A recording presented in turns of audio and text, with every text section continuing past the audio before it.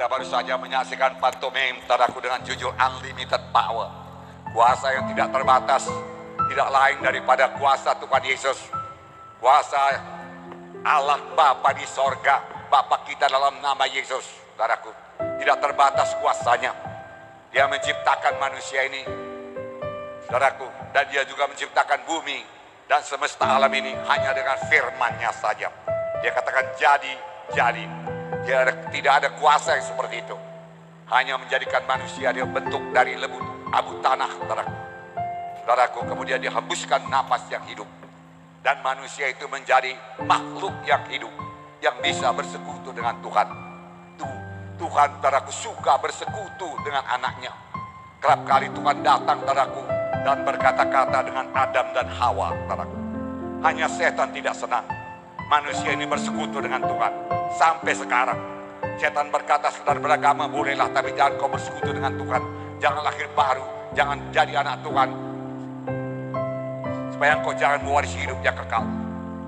Saudaraku, hanya dengan lahir baru kita mewarisi hidup yang kekal. Setelah kita lahir baru kita bisa bersekutu dengan Tuhan. Dan setan tidak senang. Saudara lihat tadi setan mengganggu, mau memisahkan dia, saudaraku, dalam persekutuannya dengan Tuhan.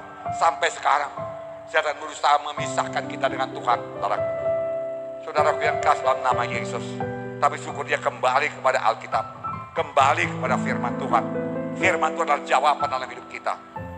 Firman Tuhan mengajari kita. Firman Tuhan makanan rohani kita. Firman Tuhan bawa iman yang teguh kepada kita. Pengertian akan memberikan firman Tuhan akan memberikan pengertian yang baru kepada kita. Mari, ini pelajaran kepada kita supaya semua kita kembali kepada firman Tuhan. Amin. Ya, kembali kepada firman Tuhan. Haleluya, saudaraku. Saudara, Tuhan telah memberikan kuasa kepada setiap anak-anaknya untuk mengusirkan setan dalam nama Yesus. Saudara mau mengusir setan dalam nama Yesus? Saudara pasti bisa, amin. Bisa. Amin. Tepuk tangannya meriah, saudaraku. Haleluya. Tuhan mau menyelamatkan kita semua pada malam ini. Tuhan mau menolong yang sakit pada malam ini. Malam ini juga Tuhan masih mengundang, marilah kamu sekalian yang letih, lelah, dan beban berat. Aku memberi sentosa kepadamu.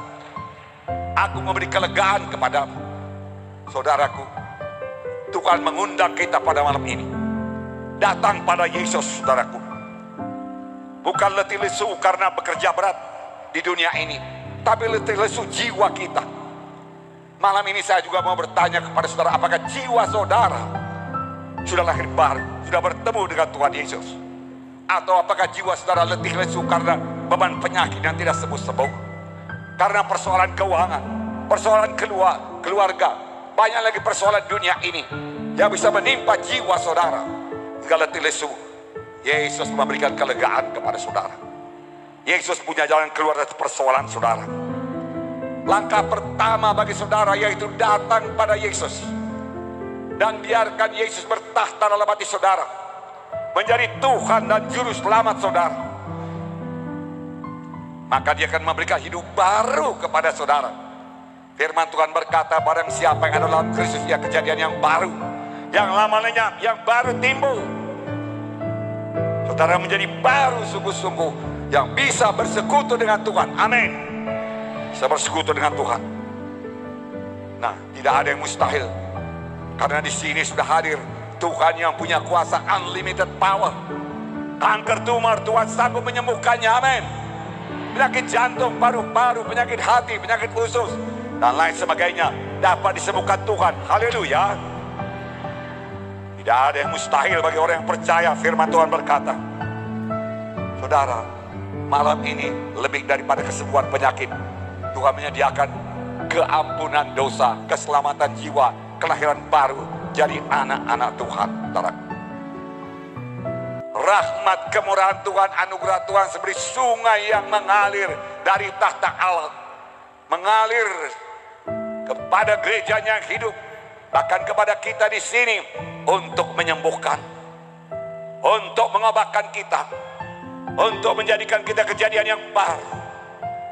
Mujizatnya masih tersedia pada malam ini. Bukalah hati saudara. Untuk ini Tuhan Yesus telah membayar harga yang sangat mahal. Karena kita semua manusia sudah jatuh kepada dosa, tergadai kepada dosa. Tuhan menebusnya kembali dengan apa ditebusnya? Dengan darahnya yang kudus, saudaraku. Untuk itu darahnya harus dicurahkan. Dan Yesus mulai mencurah darahnya di Getsemani. Kemudian Yesus mencurahkan darahnya, saudaraku, di kayu salib. Namun sebelum disalib, Tuhan Yesus dicambuk lebih dahulu dengan cambukan, saudaraku, yang kejam dari serdadu Romawi. Robek-robek semua daging punggung Tuhan Yesus, saudaraku. Semua robek. Kelihatan tulang-tulangnya, saudaraku. Dan firman Tuhan berkata, itulah dia bilur-bilur Yesus. Apakah gunanya bilur Yesus? Sampai sekarang bilur Yesus masih berkuasa. Bilur-bilur Yesus gunanya untuk menyembuhkan penyakit saudara.